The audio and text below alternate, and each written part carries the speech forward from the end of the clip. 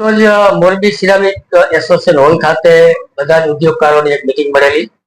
એ મિટિંગની અંદર સર્વાનુમતે એક નિર્ણય લેવામાં આવ્યો કે જે ફેક્ટરીઓ બંધ થઈ ગયેલી છે તે અને જે લોકોને અત્યારે ગેસનો પ્રોબ્લેમ છે એ બધા સાથે મળી અને સ્વૈચ્છિક આપણે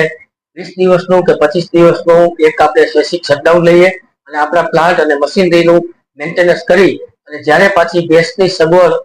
સ્ટેબલ થાય ત્યારે ગેસના નવા ભાવ જે આવે એ પ્રમાણે આપણે નવી કોસ્ટિંગ અને નવા ભાવ સાથે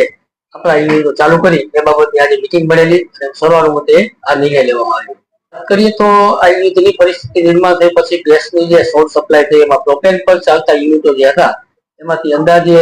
400 યુનિટો બંધ થઈ ગયા છે અને ગુજરાત ગેસમાં ચાલતા યુનિટો હતા એમાંથી પણ થોડા ઘણા મહત્વ છે જેમના એમજીઓ ટાર્ગેટ પૂરા થયા એ પ્રમાણે બંધ થયા છે અને આવનારા ટાઈમમાં હજી આ સંખ્યામાં વધારો થઈ શકે એવી અમને સંભાવના દેખાઈ રહી છે.